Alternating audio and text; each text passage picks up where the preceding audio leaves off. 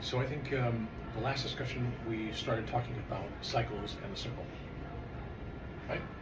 Yes, we did. Mm-hmm. Okay, so that was a very good conversation in the woods. Yeah. So to continue that conversation. Right. Now we'll start from here. Yeah. So I think the last thing that I remember us talking about was the fact that the circle goes around at certain points in our life Mm-hmm. to make sure that we learn specific lessons. Right.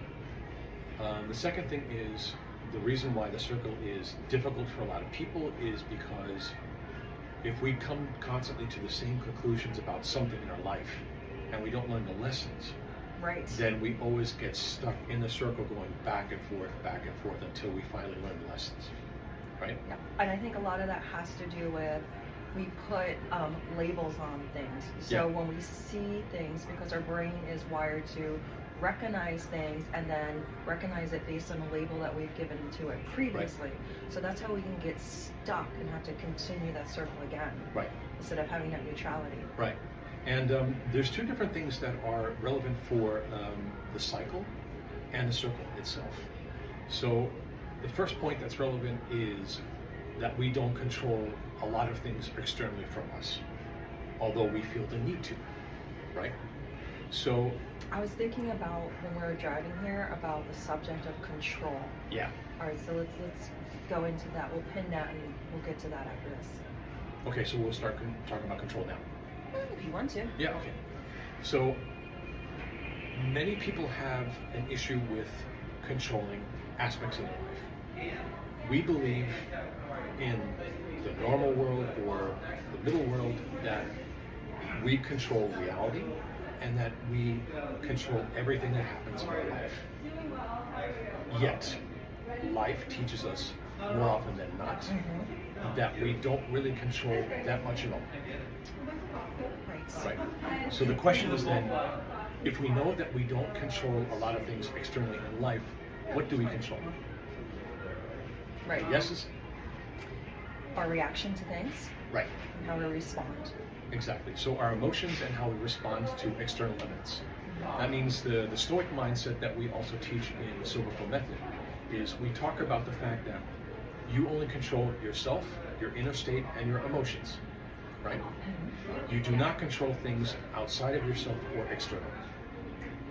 If we know that for a fact, then part of the way that we cope with normal life is recognizing that we focus on the inside and controlling how we basically approach an event, what kind of emotions we experience, and how can we, if possible, focus that emotion on things that are positive rather than negative, and on the things that we actually can influence.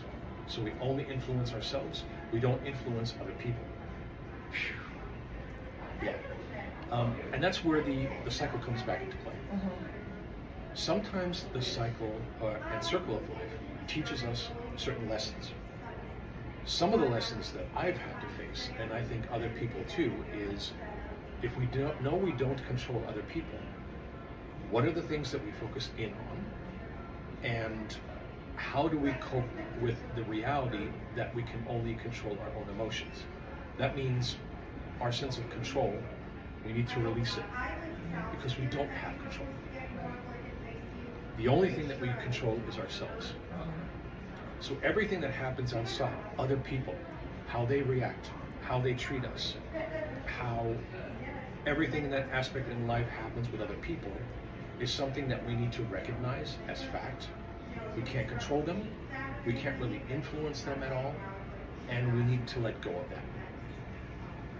And that's probably one of the most difficult lessons that the cycle teaches us. Every time we experience life and we experience other people that we love, that we want to be with, or that influence us or that hurt us, that aspect is we don't control them, we can't change them.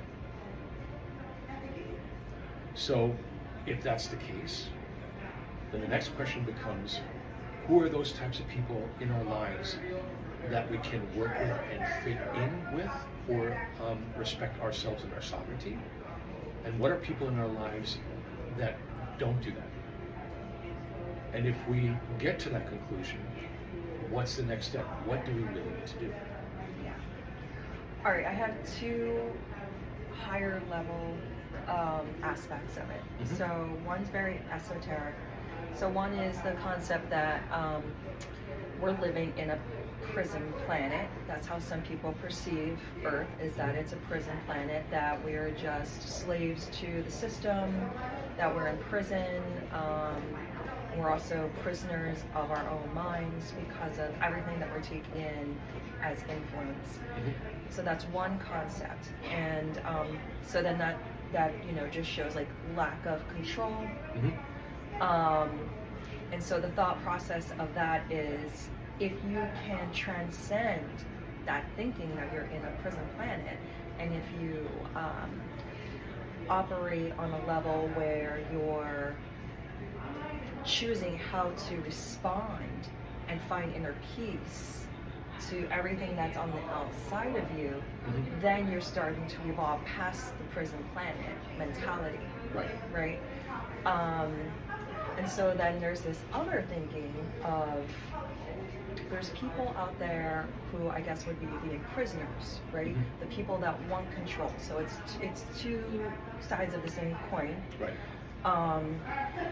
So I wanted to kind of dive into that part of it, the people who want to have the control at a very, very high level. Yeah.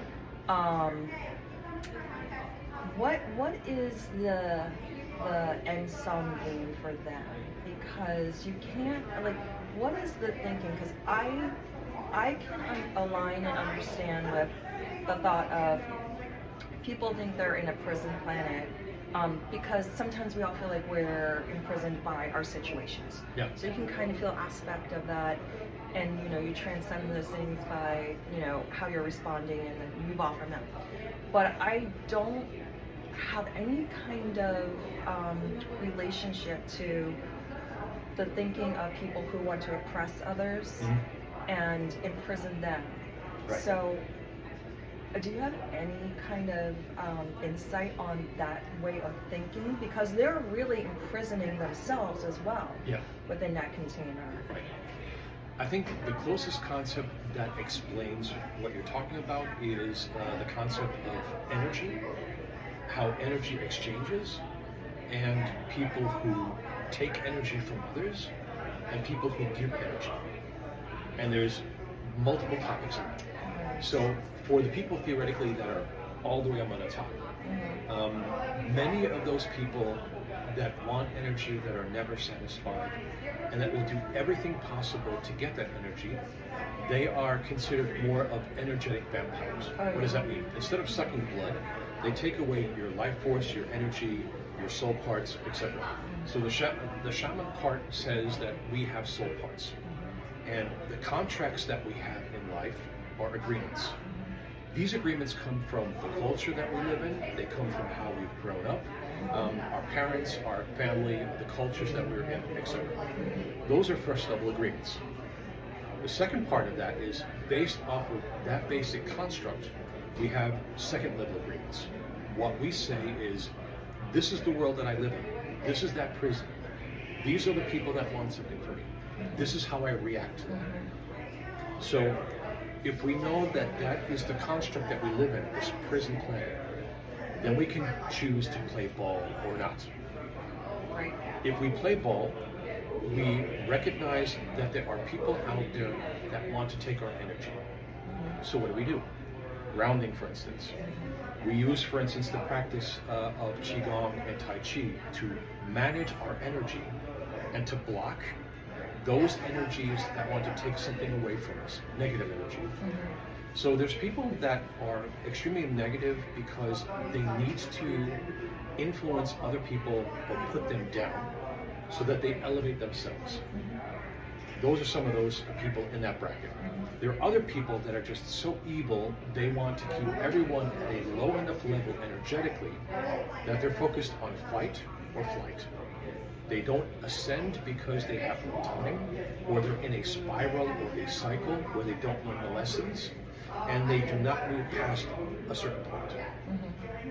In an extreme situation, if your energy levels or soul parts are down to an absolute minimum, that's when you start to decide, do I still even want to be here or not?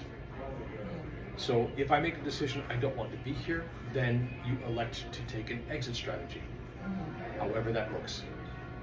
Or you reach an event where you are so far down that you say, if you don't make the decision to get out of that, you will exit, and you don't want that. You want to live because there's something that you feel is worth living. There's something that you want to do. There's something, a reason why you're here. And that's where working with energetic exchange is also important from the shamanic perspective, but also from Tai Chi and Qigong. Yeah. Yeah, so I keep thinking about the control freak people, you know, because again, they're imprisoning themselves. Yeah. Although they probably don't realize it. Yeah. Because they're holding themselves in a prison of always needing more of that energy. They need to keep feeding. But there's this Pollyanna part, I think, of everyone that says, you know, good should always prevail, you know, and bad should always fall away. Right. So why does it seem in like current times, do you think, that these people who are control freaks, who are kind of oppressing others, are still in the position that they're in, just gaining more control? That's an interesting question. I know it's not black and white, it's gray, right? And I know we didn't talk about any of this stuff, it's just kind of coming up spontaneously. So maybe it's something we could come back to? No, I mean, we can tackle that now. I think it's a really interesting topic and subject. So when you have control freaks, they are control freaks because they grew up a certain way. They have agreements, and those agreements are basically creating the life that they have. I need this to do that. I need this to be happy. Or I have to do that to reach my goals. Or I need these materials, or that car, or that house, or this much money to be successful as a person. When those are the types of agreements that you learn, and that is the only life that you know, it's very difficult to get out of that unless you have an event that brings you back or forces you to rethink that strategy. Right. The other option is... And again, it could be like that circle thing too. You get to that point and you just don't grow from that point. You just repeat it again. Right. So with control freaks, since their method of the world is you need control and you have to control everything in order for your life to be stable.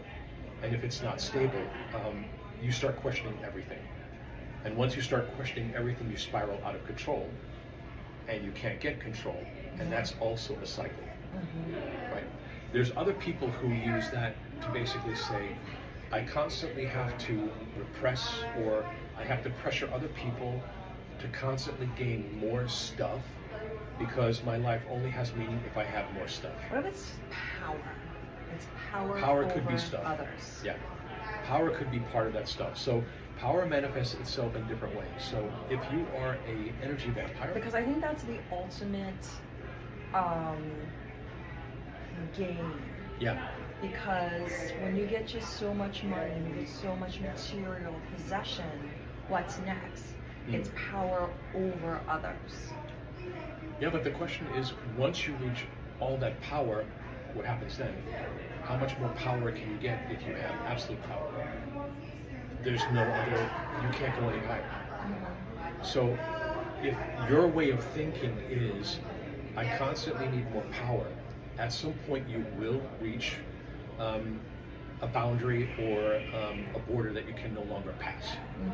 And then the question then becomes, what are you going to do? Some people go insane. Some people get so mad and angry that they want to destroy everything around them because they can't get their way.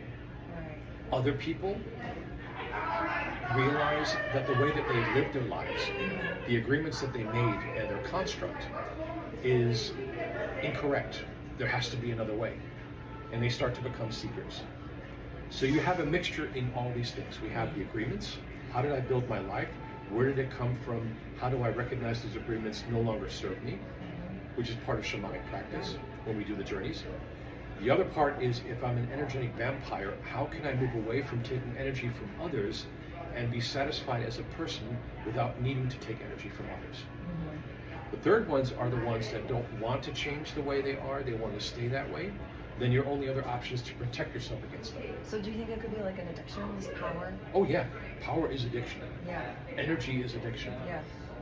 If you have an unhealthy character that says you need or more and more materials and you need more and more power, it spirals out of control and you lose grip of your life and you start to harm and hurt other people.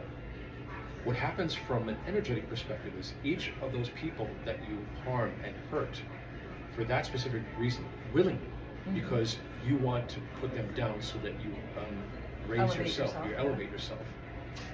Shamanic principles basically say that when you reach the end of the line, when you die, you can't pass on.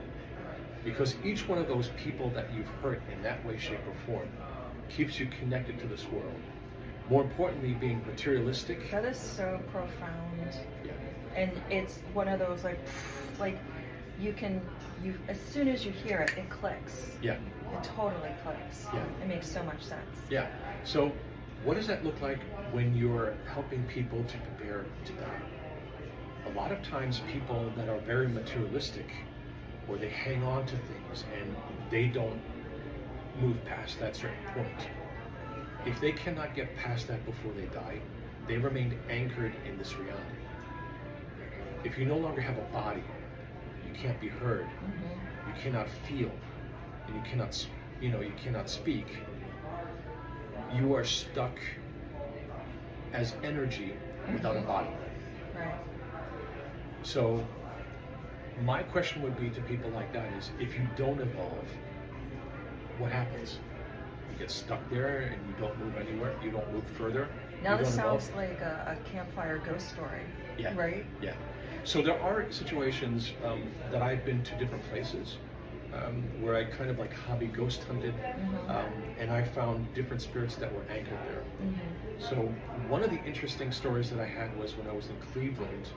There was a place, a very famous place that this was just before Halloween. They had like tours of this house, and there were different people with electronic information or like devices, ghost hunting devices to basically see are there ghosts around if they exist or not. So and you were just like testing it. yeah, and you walk around, and then there was this one room where there was a lady that was in this house and she knows the energies that are around it. And there was this one part of the house where something was known to happen. I didn't know this at the time. And I went into that room and I felt like it was cold, like there was energy. I couldn't really quite explain it. This was before I started the shamanic practice and started learning about that.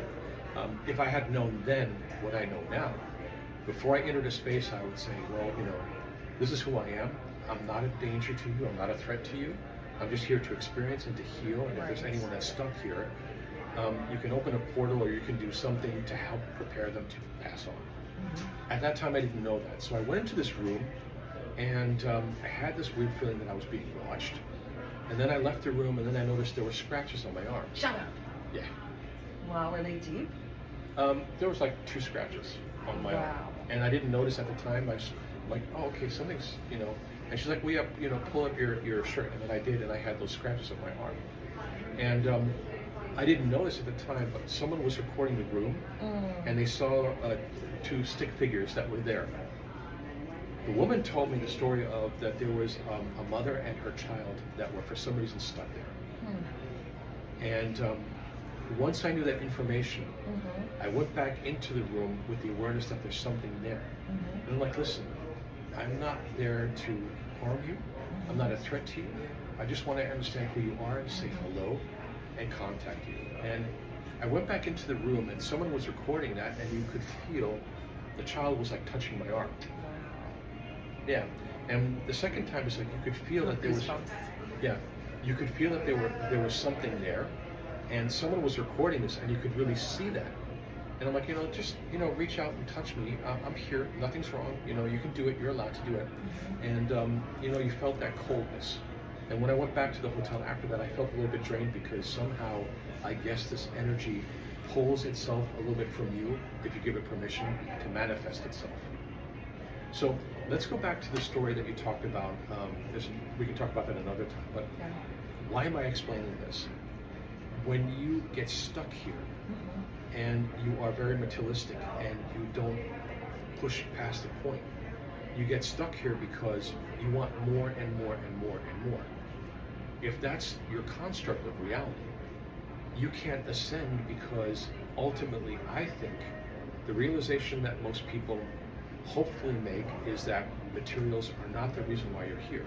Right. You hear about connections, you hear about love, you hear about ascending and increasing your awareness. And Earth is the three-dimensional material world. Well, there's multiple dimensions, but humans, through their training and their awareness at that point stage, only see 3 dimensions. But we know there are multiple dimensions. Yeah. We know theoretically quantum mechanics tells us there's ultimately 12 or 13 different dimensions. They're connected to each other through quantum theory, string theory, and other types of theories. So one thing that manifests in one dimension can manifest in another dimension, and they are linked. We can't measure it yet, but consciousness in quantum mechanics tells us that, at least from an atom or electron perspective, that's what's happening in the universe. Bigger types or groups of atoms and electrons, they no longer work in that fraction, and we don't know why they don't work like that, because we can't measure it yet.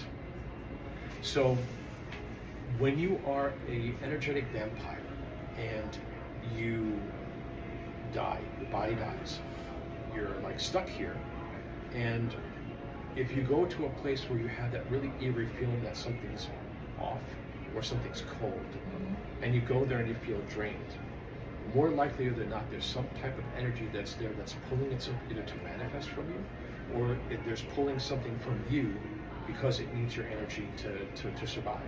Right. And the same thing happens for people before they die. So let's get back to these leaders. Yeah. Many of these people believe that they can only survive if they take from someone else. But that's not really how the universe works. The universe reciprocates everything that you send out. So if you send out evil or I need to take away, then the universe will give you exactly what you don't need or what you do need, and you won't be able to evolve. So when you experience people like that, Tai Chi Qigong tells us we do the practices to build a shield to protect ourselves against those negative energies that try to influence us. So important. The other concept is we ground ourselves so that if we work with people and they're all over the place with their energy, we ground ourselves to release all the stuff that we don't need that no longer serves us and send it back to wherever it goes. That source, or whatever the name of that thing is, it converts that darkness, that black energy into light. It's so important for practitioners to learn those practices and techniques. Exactly. Not just to learn them, but to put them in practice every day. Right. So when we work as practitioners with other people, it's important that we do what I call body scans. First, you ask for permission because you're helping someone. When they give you permission, I picture it like you see the outline of a person, like a Da Vinci classical person. Right. And in this person, you see the head, the neck, the torso, and everything else.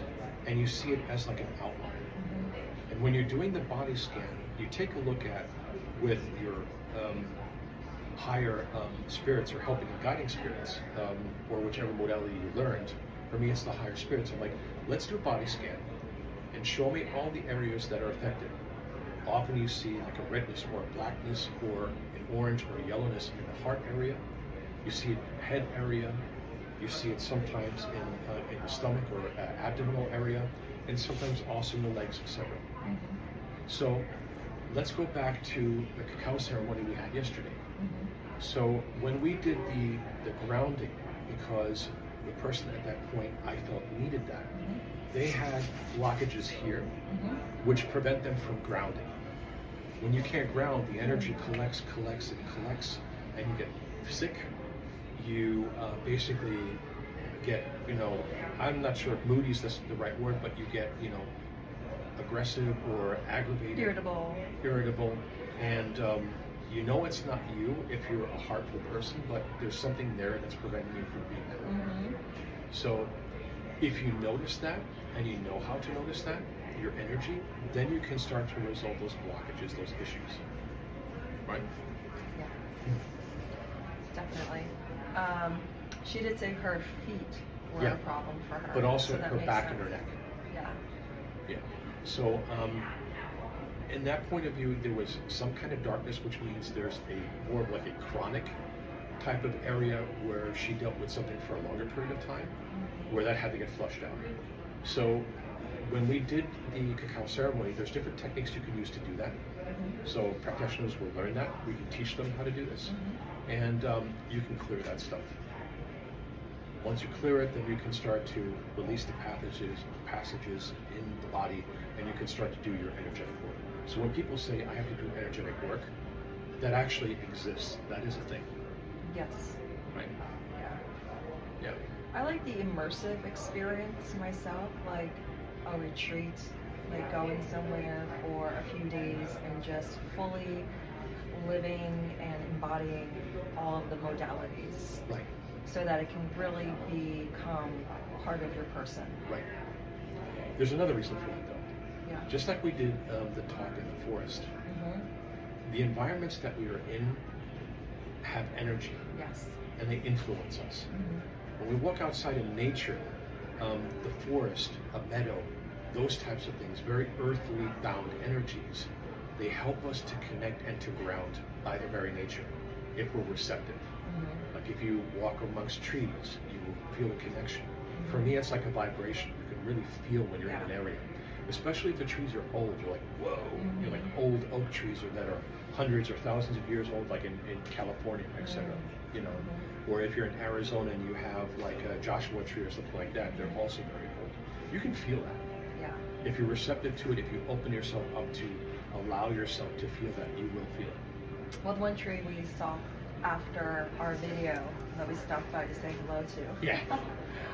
It felt like an earthquake was happening inside of it. I could just feel its energy just vibrant. It was amazing. Right. What I felt was it was warm, and I felt like a vibration. So you could really, everything else was fairly cold, and you put your hands on it, you just relax and you breathe in and out. You open yourself up and you can absolutely feel that. What different cultures, shamanic cultures said is you connect with trees or plants to understand their medicine. And for instance, maybe the oak tree is, you can be majestic and you can be around for a long time. That wisdom is based off of lessons that you learned the hard way, often. But when you're open to the lessons and you incorporate that, it changes you, it changes your medicine, and those are things that you could pass on. Yeah. And the older the tree, the wiser, of course, because it's a survivor. Yeah. Well, we hope so, Yeah. Either more examples of how negative humankind can be, or more examples of, okay, well, this is what I learned, this is how I regulated that, and this is the medicine that I can give. And the interesting thing is, this is why I think a lot of the plant-based medicine shamanic paths are, I'm not sure if dangerous is the right word, but I'm very cautious of those. So if you take certain types of medication or plants, and you don't do the pre-work to understand it, you need to connect with the plant energy or the energy that you want to work with to incorporate that as medicine. So you're speaking about like ayahuasca, marijuana? For instance, yeah. Oh yeah. I mean, the interesting thing is when you abuse those different types of plant medicines, they have a way of biting you in the behind in not good ways. So for instance, if you're doing ayahuasca and you haven't done the pre-work to connect with the plant medicine, more importantly, your own psyche, then you could have a bad trip. If you have a bad trip, that could result in you not ever getting out of that trip, which means you go into an insane asylum. There's people that have had that before. Or you have a bad trip, you get out of it, and you don't learn something, or you do learn something. If you've done the mental work to prepare yourself for that, like for instance, before the harvest, you prepare the soil, you plant the seeds, you do the work beforehand, everything that you don't see, until you get to harvest all that work that you've done. Right. So when you do those journeys and you do it, quote unquote, the right way, or a better way of integrating the medicine, then you get much more from those journeys than if you just go, hey, I want to solve my problems, and that's it. Right, then it becomes like it's exploiting a sacred plant medicine. Right. But more importantly, if the plant doesn't like what you're doing, you'll get a really bad trip. If you're not ready to integrate the medicines, you'll get a really bad trip. If you haven't done the work, then it won't really do you that much good because you don't learn the lessons you need to learn. Right.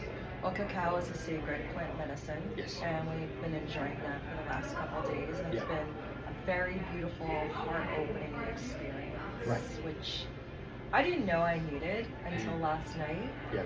Because sometimes we just get so twisted up in our lives Yeah. emotionally about things. Yeah.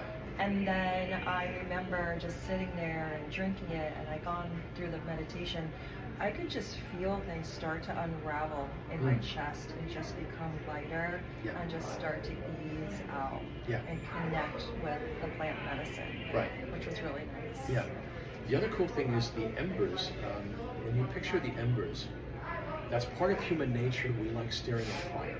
We do. Fire gazing is the best. Yeah, and fire lets us relax. Mm-hmm. So when you're breathing in and out, you're training the nervous system to say, hey, I'm safe. Mm-hmm. But you're also, through the visualizations, you're going through that practice and you're doing it. It's like a double whammy. It takes time to learn how to do that. Mm-hmm. But when you do that, it gives you more freedom to relax yourself in a faster way, right? Yeah. Also, the breathing exercises are natural ways of telling your nervous system, hey, I'm fine, right? And that's also something that we train. But there's much more to that. Yesterday was more of a very superficial thing of seeing how do we approach things. But the other aspect is, especially with retreats and one-to-one sessions, a lot of this energy, more often than not, requires you to be in the physical presence to do that correctly. Yes. So even if you do a Zoom session, or if you do, like, you see the information from the discussions that we had yesterday, you get some medicine from it. But when you have the ability to go to that place, Do that immersive. and do that energetic one-to-one work. session there at the person's place or in the retreat, it has like an exponential effect on your healing and your progression. And that's why I think the retreats, they make a lot of sense. We're Right, separating. and when we're talking about that circle, it Yeah. really moves you forward from the stagnation. Right. And there's a lot of different techniques that we teach at the retreats, and also the personal one-to-one sessions. You experience the energy differently. You can get healings from Zoom. If there's no other option, you can do Yeah. that. But then you probably need multiple sessions to get the same type of healing that you would if you did maybe 2 or 3 sessions. Right, because after the Zoom, you turn it off, and then your kid's homework needs to be done, and the Yeah. phone is ringing, and Yeah.